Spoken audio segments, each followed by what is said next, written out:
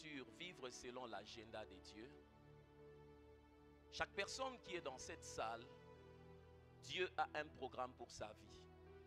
Quand tu n'es pas conscient que Dieu a un programme pour ta vie, tu vas beaucoup t'agiter. J'aimerais d'abord que tu dises à ton voisin, Dieu a un programme pour ta vie, même si tu l'ignores. Et maintenant, l'ignorer, c'est là où naissent toutes les frustrations de ta vie. Quand tu vois un homme tourner en rond, quand tu vois quelqu'un changer de faculté plusieurs fois, quand tu vois quelqu'un rompre des fiançailles plusieurs fois, quand tu vois quelqu'un tourner en rond, il faut juste lui dire que tu n'as pas encore commencé à lire l'agenda de Dieu pour ta vie. Lorsque tu commences à lire l'agenda de Dieu pour ta vie, la paix et le progrès s'installent. Vous n'êtes pas une expérience, tu es né pour manifester quelque chose qui est déjà achevé. C'est pourquoi vous devez vivre par la foi. Ce sont les mots avec lesquels j'introduis chaque vendredi, vivre selon l'agenda de Dieu. Tu n'es pas quelque chose que Dieu essaye. Tu n'es pas un programme que Dieu teste. Dieu a fini avec toi, c'est ainsi qu'il t'a amené sur la terre.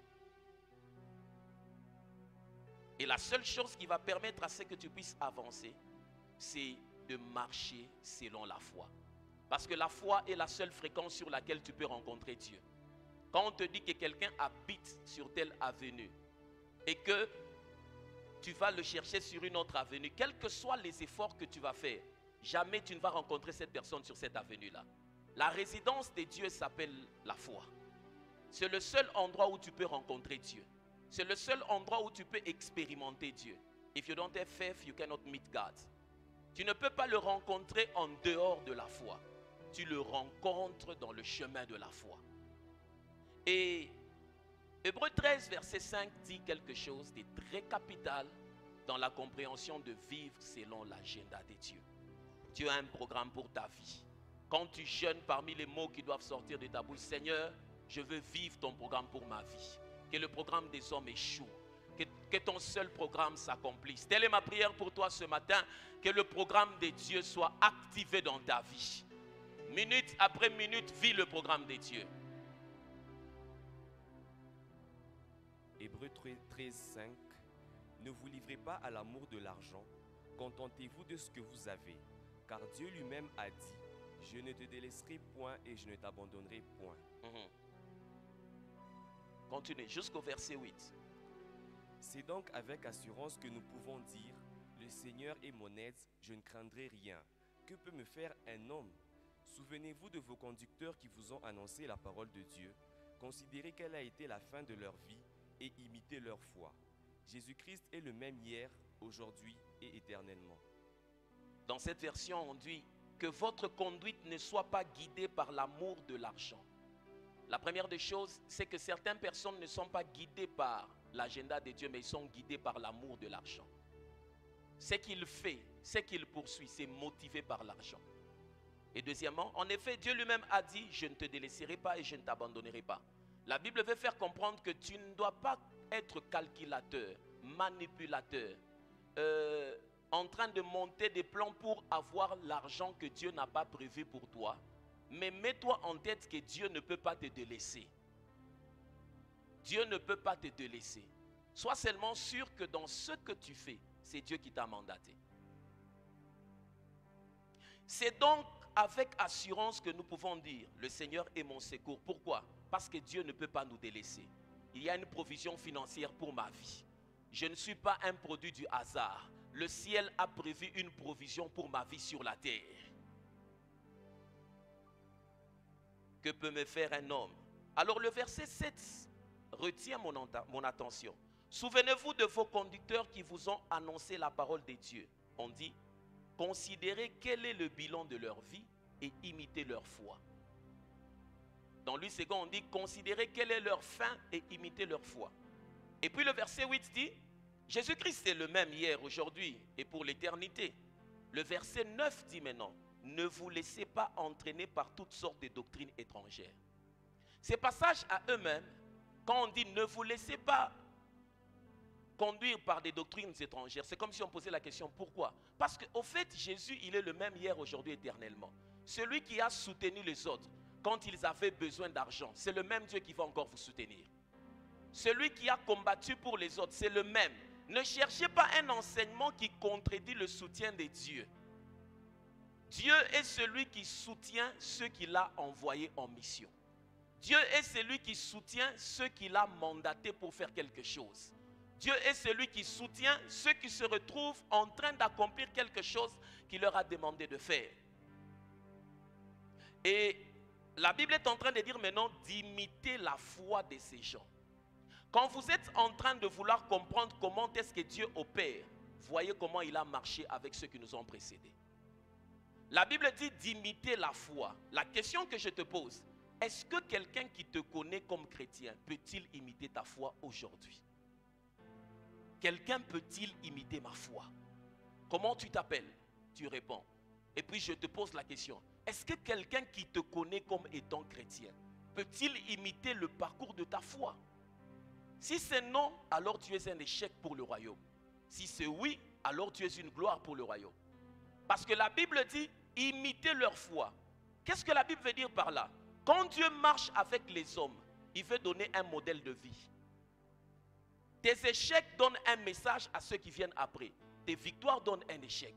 Est-ce que ma soeur, d'autres sœurs peuvent-elles imiter ta marche de foi avec Dieu? On connaît comment tu as fini sous les cités universitaires. En G1, tu étais la copine de tel assistant. En G2, le secrétaire de jury. Vous vous connaissez déjà, tu es passé par là. En G3, n'en parlons même pas. Frère, peut-on dire que les gens peuvent imiter ta foi dans ta marche? On sait comment tu as fini les études. On sait comment est-ce que tu as trouvé le travail. Ça n'a rien à voir avec la foi, mais ça a tout à voir avec le tribalisme. Est-ce qu'on peut imiter ta foi, voisin? Est-ce que les gens peuvent imiter ta foi? Est-ce que les gens peuvent imiter ta foi? Quel résultat tu as avec Dieu? C'est comme ça quand on cite certains, on dit, ah, Naya Nombak. Pour dire qu'en tout cas, dans la catégorisation des gens qui prient, ça ne peut pas exister. Si tu ne peux pas lever ta main et dire, pasteur, moi les gens peuvent imiter ma foi à cause de ceci, à cause de cela, à cause de ceci, tu as encore un échec pour le royaume. Parce que la Bible dit imiter, et c'est à l'impératif. Chacun d'entre nous ici, quand il marche, le ciel attend de toi d'une chose, que tu sois un leader dont la foi peut être un modèle à imiter. Et il dit, Jésus-Christ est le même hier, aujourd'hui, éternellement. Quand ils ont construit des temples avec Jésus, nous aussi on peut le faire. Ils sont devenus millionnaires avec Jésus, nous aussi on peut le devenir. Ils ont bâti des cités avec Jésus, nous aussi on peut le devenir. Ils ont fait des royaumes, ils ont bâti des entreprises avec Jésus, nous aussi on peut le devenir. Jésus est la seule onction qui n'a pas de date de péremption. Tout ce qu'on peut te donner comme recommandation finit par expirer. Jésus est le seul qui reste en temps, en espace, dans sa même qualité. Quand tu l'as en G1, il est le même qui va t'amener en G3. Il est le même qui va t'amener en licence.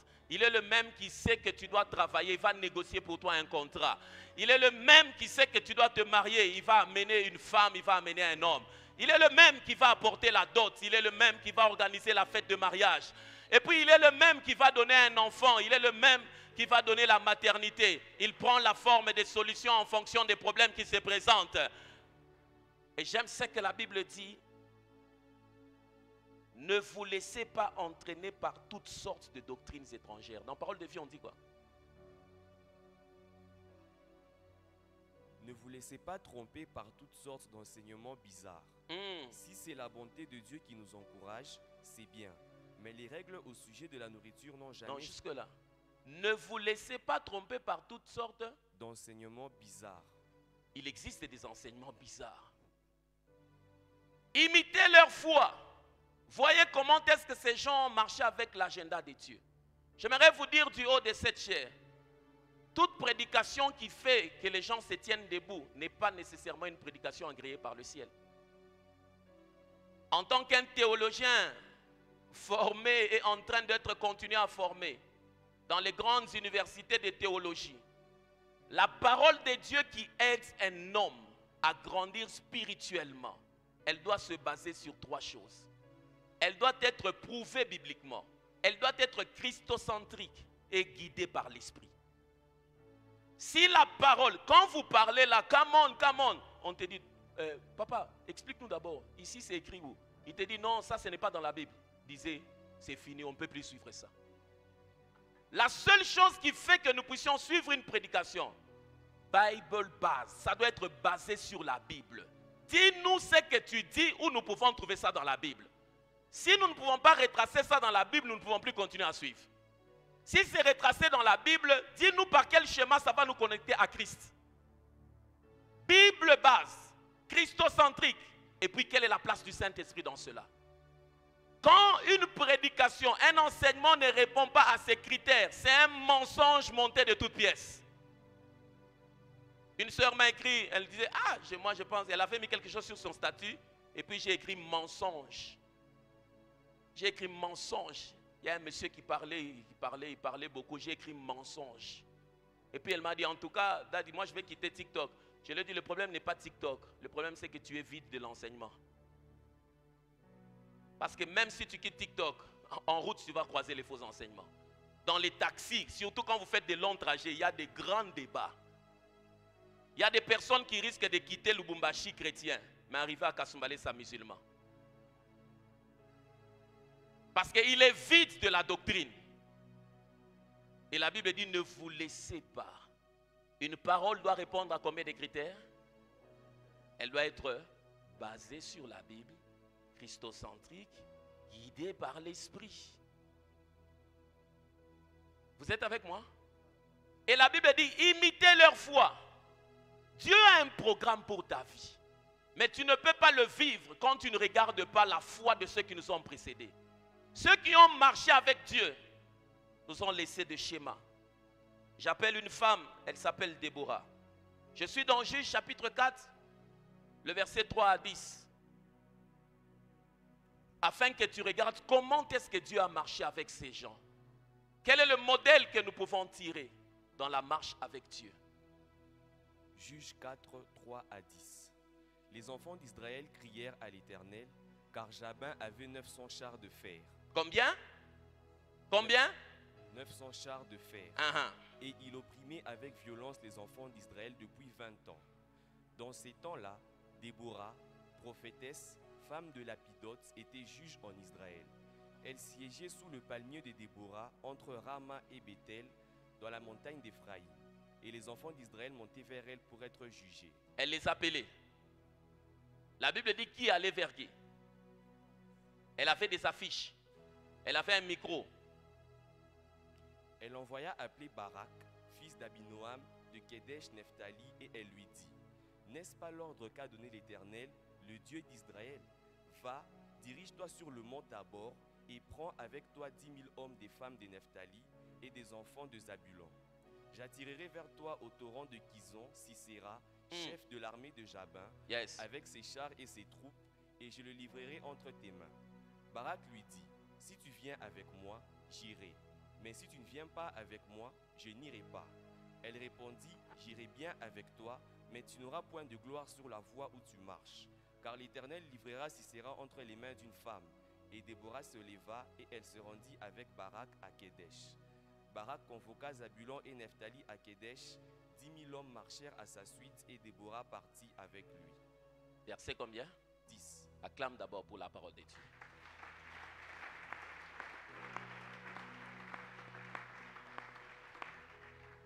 En âme et conscience, si au-dedans de toi tu ne peux pas répondre que ma foi peut être imitée, tu as une vie chrétienne qui est en train d'échouer. La Bible dit, imiter la foi. C'est-à-dire que tu dois être capable de dire que dans cette famille, mes petits frères peuvent prier mon Dieu. Ils peuvent dire, le Dieu d'Israël qu'a aimé. Si on ne peut pas imiter ta foi, ma soeur, tu as échoué, tu es en train d'échouer, relève-toi vite. Relève-toi vite. Cette femme s'appelle Déborah. Quand vous lisez dans la Bible fait comprendre des choses très capitales de sa vie. Contrairement aux juges qui étaient guerriers, tous les autres juges qui étaient guerriers, elle était prophétesse. Elle n'était pas guerrière. Elle ne manipulait pas l'épée. Elle ne manipulait pas la lance. Mais elle avait l'onction prophétique. Les autres dieux envoyaient des anges. Mais elle, Dieu, lui parlait directement. Quand tu dois percer un système, il y a des guerriers et des guerriers qui sont venus avant elle. Des hommes qui manipulaient l'arme. Mais pour que tu puisses percer dans un système, il faut découvrir ta particularité. Elle n'est pas allée à l'école de la guerre pour être classée comme des juges. Elle a découvert ce que Dieu avait déposé sur elle. Tu ne deviendras jamais utile dans le plan de Dieu quand tu n'as pas découvert ta particularité. Il y a quelque chose que Dieu a déposé dans ta vie. Il y a quelque chose que Dieu a déposé dans ta vie. Les personnes qui ont connu les autres juges pouvaient dire que non, tel était guerrier, tel manipulait l'épée. Elle a dit non, moi je ne manipule pas l'épée, moi je prophétise. Et la Bible dit, le peuple montait pour aller la voir. Rien n'attire les hommes vers toi si tu n'as pas découvert ce que le ciel a mis en toi pour eux. Les hommes viennent vers toi. Oh, quand j'organise des rencontres, les gens ne viennent pas. J'ai un magasin, les gens ne viennent pas. J'ai fait telle chose, les gens ne viennent pas par pitié. Les gens viennent pour trouver des solutions. Si tu es dans cette salle où tu me suis, dans le live, et que tu n'as pas encore découvert quelle est la chose que Dieu a déposée dans ma vie, qui va faire à ce qu'un homme se déplace pour venir vers moi, tu vas beaucoup souffrir. Tu es né pour un but. Tu es né pour un but. Je disais, tu es né pour un but. Peut-être que tu continues à te battre pour ce chef qui te paye $150. Tu pleures, tu te lamentes parce que le salaire traîne. La frustration sur la terre signifie le manque d'orientation divine. Lorsqu'un homme est frustré sur la terre, il faut le dire, cette frustration va continuer tant que tu n'as pas saisi ce que Dieu attend de toi. Le jour où tu découvres le couloir de Dieu pour ta vie, tu ne seras plus frustré. Il y a quelque chose que Dieu a déposé dans ta vie. Il y a quelque chose que Dieu a déposé dans ta vie. Et Déborah avait découvert que moi, je ne suis pas guerrier. Moi, j'ai l'onction prophétique. Et la Bible dit, les hommes ont commencé à venir vers elle. Les hommes ont commencé à venir vers elle. Il y a des années, quand j'étais dans cette ville, mon numéro de téléphone, je pouvais laisser mon téléphone comme ça, je ferme même la valise. Quand je viens, je ne trouve pas des appels en absence. Mais aujourd'hui, c'est devenu pratiquement impossible. Comme aujourd'hui, Murphy me disait, Daddy, on vous écrit beaucoup, finalement, on fait comment? On donne à tout le monde le numéro, tout ça. Je lui ai dit, dites-leur d'écrire la raison pour laquelle ils me cherchent. Et puis on verra si c'est nécessaire de les rencontrer. Si la demande de te rencontrer n'est pas croissante, ça signifie que ton potentiel ne se développe pas. Si tel que tu es là, si chaque jour tu passes inaperçu dans la même ville, tu es en train de grandir. Dans la ville, beaucoup de jeunes gens ils aiment garder la barbe. Et puis qu'il a signalé on a commis ya, bale batoto banza kitaka yaya, après ça banza kuita papa. Mon gars kuna chama kwenu. Fambio utoki. Ah baser mishimisa, na we banza kuita mama. Banza kuita yaya ça, maman. Et bien on a signalé c'est maintenant la saison a changé. Si la saison change, les adresses aussi doivent changer.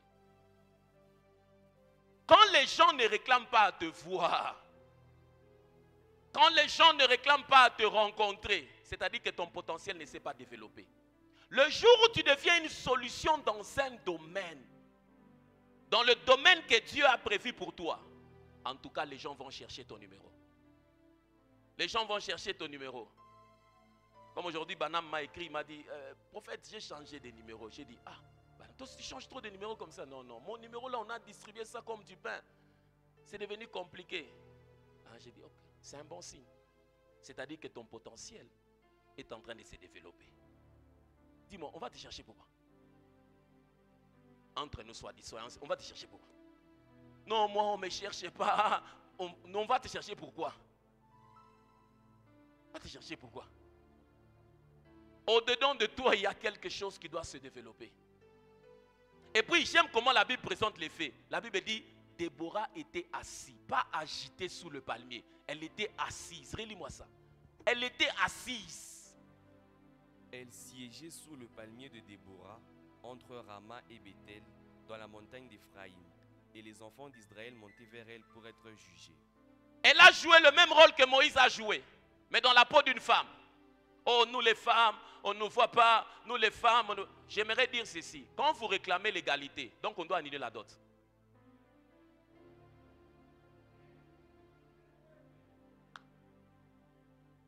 Oh, au travail, on doit avoir les mêmes opportunités. Comme vous êtes devenus comme nous, pourquoi alors on doit continuer à vous doter?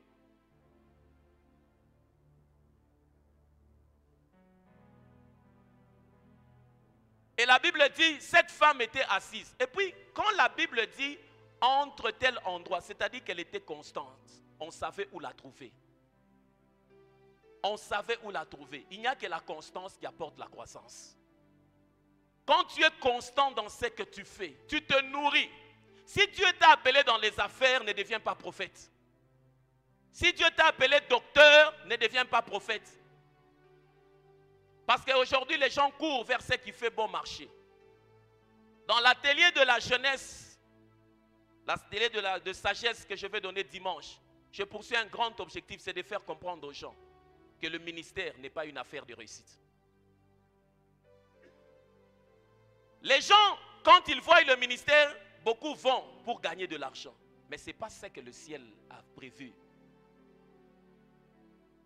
Et beaucoup de jeunes gens ont un problème avec les modèles. Parce qu'ils ont vu que le prophète voyage beaucoup. Alors lui, il vient, non pas pour que le royaume avance, mais pour qu'il voyage. Et il se fait que comme ça ne vient pas, lui-même commence à crier. Les hommes vont me chercher, pourquoi? Il faut répondre à cette question. Pourquoi est-ce que quelqu'un peut se déplacer, venir me chercher? Pourquoi? Les gens vont me chercher, pourquoi? Tu as noté cette question? Les gens vont me chercher, pourquoi? Il y a des gens même, je me rappelle, à Kinshasa, il y avait des gens qu'on cherchait pour les bagarres. Quand il y a bagarre, ça, benga nani, benga nani. De même quand on l'appelle là, ça mougouap. Ou t'as une pachangap. Ou yambelo tout combani, bicha tout compliqué. Lui, quand on a coué, il a fait un boucon avant que ça demande. Je ne peux pas me. Donnez-moi d'abord, tout ça on lui donne. Là-bas, il arrange les choses. Sœur, tel que tu es assis là, on va te chercher pourquoi. Qu'est-ce qui peut faire à ce que quelqu'un se déplace vers toi? Ton travail. Si votre entreprise ferme, donc tu n'es plus rien. Si votre entreprise ferme, donc tu n'es plus rien. Si on te cherche seulement à cause, comme il y a certains pasteurs qui ont des positions à l'Assemblée nationale ou au Sénat, on s'est rendu compte que dans leurs églises, il y a beaucoup de gens qui sont là. Ils ne sont pas là pour la foi qu'ils prêchent.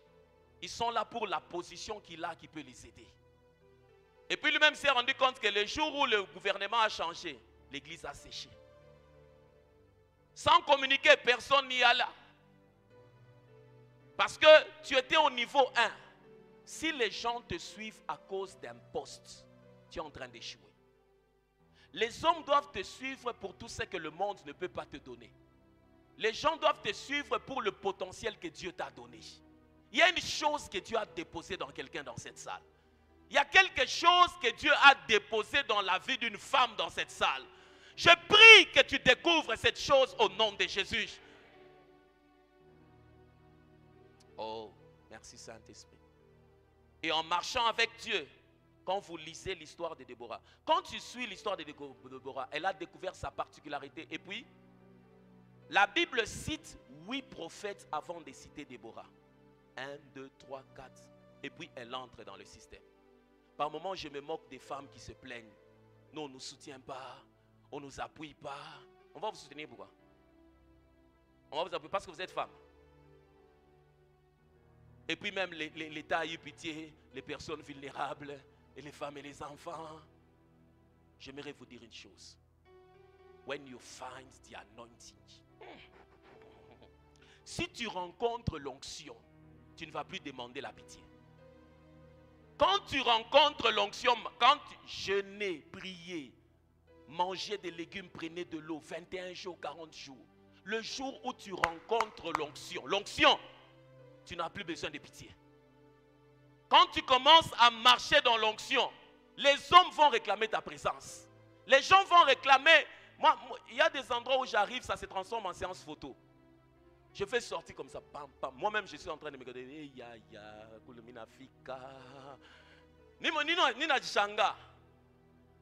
a des moments où personne ne te verra. Mais il y a des moments où tout le monde sera obligé de te remarquer. Mais entre cette saison-là, j'aimerais vous dire que la grandeur a un prix. Les choses moins chères n'ont jamais conduit les gens au sommet. Jamais. La mendicité n'a jamais engendré la prospérité.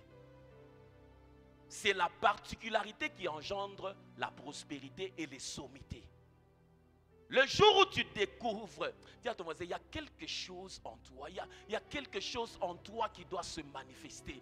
Il y a quelque chose en toi. Je vous recommande vivement de lire les biographies des hommes.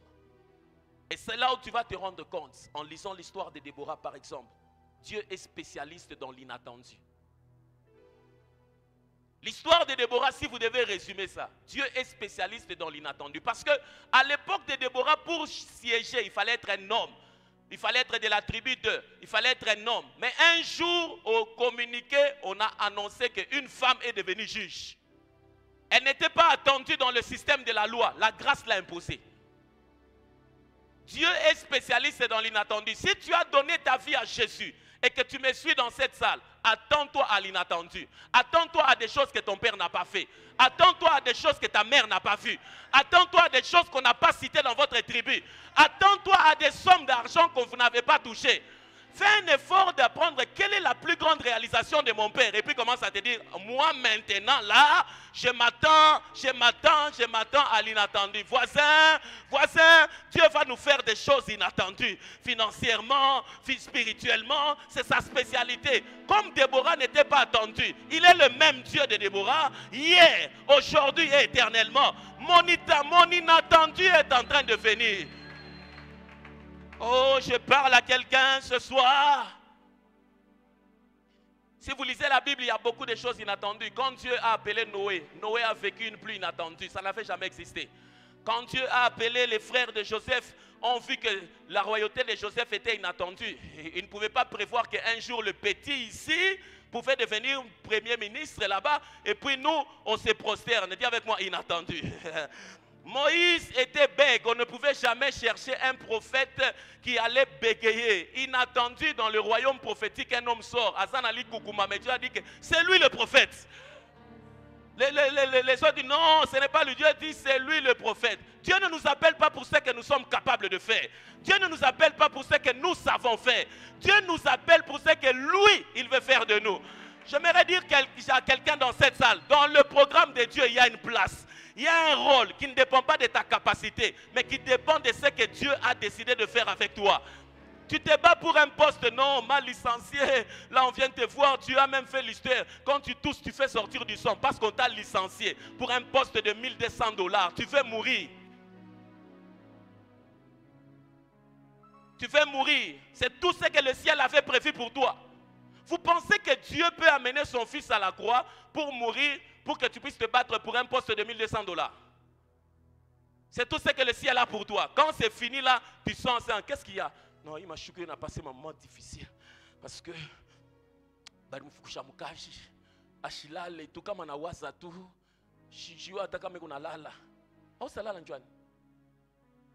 donc dans le programme de Dieu là, c'est fini. C'est fini. Oh non. David a surpris les gens, il était inattendu. Tous ceux de l'école de la guerre, on attendait qu'Élia puisse avoir la victoire. On attendait qu'il va remporter. Mais il y a un ennemi qui s'est présenté inattendu. Parce que d'habitude, il combattait les gens avec lesquels ils avaient la même taille. Philistin est allé chercher un homme inattendu qui s'appelait Goliath. Quand il sort comme ça, la Bible dit, le peuple d'Israël a reculé. Dis avec moi, inattendu. Mais Dieu aussi a joué sous la dame. Comme ils ont prévu l'inattendu, Dieu aussi est parti chercher l'inattendu. Un homme que son père avait oublié. Un homme qui n'a jamais été à l'école de la guerre. Mais un homme de la présence de Dieu qui savait manipuler la fronde. Quand il sort comme ça, les gens, ceux qui ne connaissaient pas David ont dit Tala Pétio. Mais à un moment seulement, oh, Goliath est tombé. Inattendu. Tu vois tel que tu es là, tu vas étonner les gens.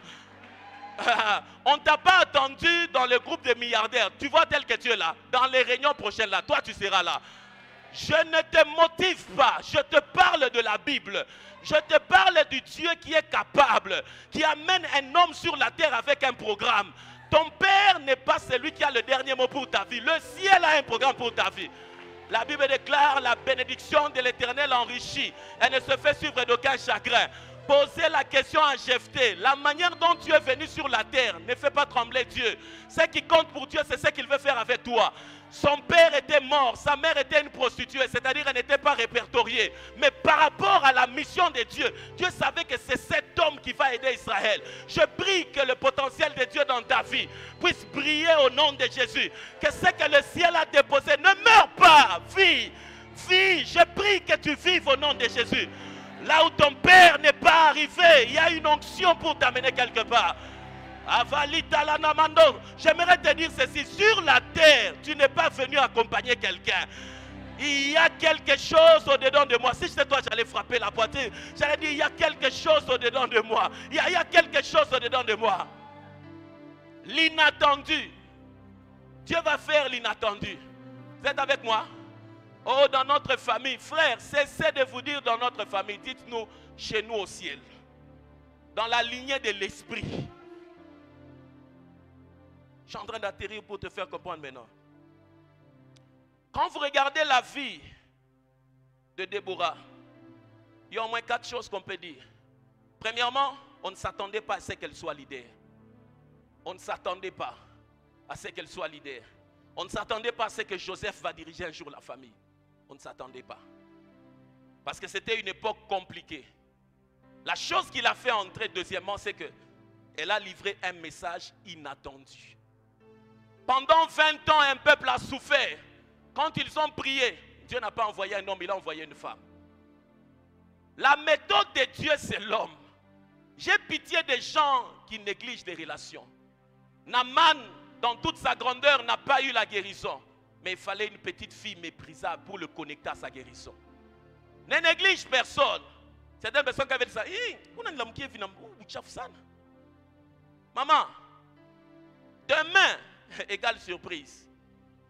Demain égale surprise. Dans la vie, le mot relation doit primer dans vos vies. Ce que vous avez aujourd'hui ne signifie pas que vous aurez toujours.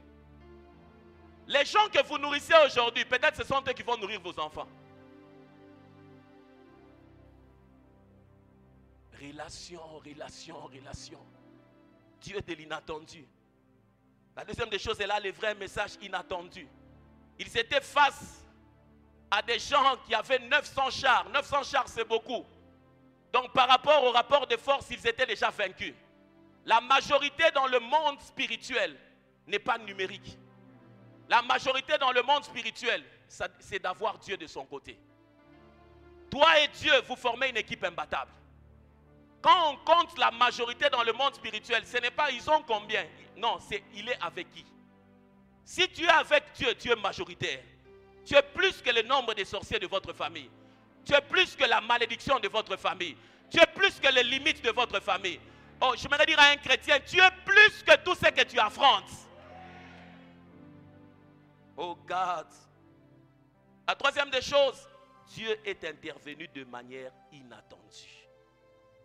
Quand tu vas lever tes mains en prière, fais des Seigneur, je te dis merci parce que tu vas faire des choses que je n'attends pas. Tu vas faire des choses que je n'ai pas proclamées. Tu vas faire des choses que je n'ai pas programmées. Je t'attends dans l'inattendu. Des choses comme telles. Ah! Je viens un témoignage d'une femme qui n'a pas de trompe. Mais on est parti, on a vu que l'enfant est là. Jusqu'aujourd'hui, je me pose la question. Et puis elle s'est déjà même accouchée. Je me pose la question, cet enfant reposait où? Un homme a dit ceci. Si vous pouvez expliquer ce que Dieu fait dans votre ministère, alors c'est que Dieu n'est pas vraiment dedans. Si vous pouvez expliquer ce que Dieu fait dans votre ministère, alors dans votre ministère là, Dieu n'est pas vraiment dedans. Maintenant, moi j'ai ajouté, si vous pouvez expliquer tout ce que Dieu fait dans votre vie, alors vous n'avez pas Dieu. Il y a des choses quand tu regardes ta vie, tu dis ici je ne sais pas comment je suis arrivé, mais je suis quand même arrivé. On appelle ça le doigt de Dieu. Ça c'est mon diplôme, ça c'est notre papa, ça c'est Yaya, mais ça c'est le doigt de Dieu. Si tu as une explication à tout ce qui t'arrive, tu n'es pas dans la vie chrétienne. Dans la vie chrétienne, il faut que ton cerveau écrive excédent. Comme quand tu fais avec la calculatrice. Vous avez déjà fait ça? Tu lui donnes ça, à un certain moment, ça écrit excédent. Et puis à un certain moment, quand tu réinitialises, les choses recommencent. C'est ça. Dans ta vie, il faut qu'il y ait des choses, tu dis que non, ça c'est Dieu. Ça ce n'est pas moi. Je ne sais pas comment je suis arrivé, c'est Dieu. Il y a l'inattendu qui va surprendre la vie de quelqu'un dans cette salle. Un homme qui prie est sur l'aéroport de l'inattendu. Les autres attendent des avions qu'ils connaissent, mais lui il ne sait pas qui va venir le prendre. Il peut se faire que si l'avion ne vient pas, lui-même il commence à voler. Lui-même commence à voler. Les gens disent non, ce n'est pas comme ça. À l'aéroport, il faut l'avion. Lui-même il dit moi aussi je ne sais pas, mais je sens seulement que je suis en train de voler. Parce que Dieu n'est pas lié à comment vous avez prévu les choses. Dieu est lié à comment lui il a prévu les choses. Non, je vais construire dans 10 ans. Dieu peut te faire construire en une année 10 ans. Seigneur, est-ce que les hommes croient encore en ta puissance? Est-ce que les hommes sont encore ouverts à l'inattendu? C'est là-bas où les gens ont écrit des chansons. Fais comme tu veux, et sur ton trône. Ce sont des gens comme ça qui ont chanté. Moi, je n'ai pas de schéma. Toi, viens comme tu vas faire. Quand tu as tokele chambulo tosha Mungu. Quand tu as niéché chamvula makuta niéché. Tu n'as pas Kevin Agnésha. Oh, j'ai entendu des gens dire Dieu n'est pas un contrefacteur. C'est lui qui vous a dit ou bien c'est vous qui supposez? Ça sonne bien par moment. Dieu n'est pas un contrefacteur. Vous avez entendu ça dans les attributs de Dieu. Dans les attributs de Dieu, on n'a pas ajouté. Mais au moins l'une des choses qui est vraie, Dieu il est inattendu. Frère, on n'avait jamais prévu qu'un poisson pouvait faire sortir l'argent. De manière inattendue, Jésus regarde sa Pierre, va là-bas, fait sortir un poisson. Jusqu'à présent, j'aurais voulu être là, dans la salle là, quand les gens là étaient assis. Parce qu'à cette époque-là, il y avait la mythologie qui régnait. Il y avait les dieux de l'eau. Il y avait les choses. Non, quand Jésus a dit là, les gens ont dit, Jésus commence à fonctionner avec les esprits des eaux. Mais il n'a même pas fourni des explications. Frère, dans les choses de l'esprit, tu n'as pas besoin que tout le monde t'acclame. Tu n'as pas besoin que tout le monde te comprenne. Si Dieu est de ton côté, ça suffit. Ta réputation n'est pas plus importante que ta communion. La chose qui cogne avec Dieu, c'est ta communion. Si Dieu est avec moi, si les gens te rejettent, ce n'est pas un problème. Dieu change les gens dans nos vies. C'est comme le véhicule. Quand vous fonctionnez à un certain moment, lui là, il s'abattu. Ne néglige pas les gens. Dieu lui-même change. Il y a des gens qui sont là pour un temps, pour une saison et pour la vie. Ceux qui sont pour un temps vont partir. Ceux qui sont pour une saison vont s'arrêter. Ceux qui sont pour la vie vont s'accrocher. Toi, tu ne te bats pas. Toi, suis seulement Dieu. Accroche-toi à Dieu. Dis avec moi, je m'accroche. Accroche-toi à Dieu. Marche avec lui, va faire des choses inattendues. La quatrième des choses, le résultat a été une victoire inespérée. On n'avait pas attendu. On ne sait pas comment tu vas te marier.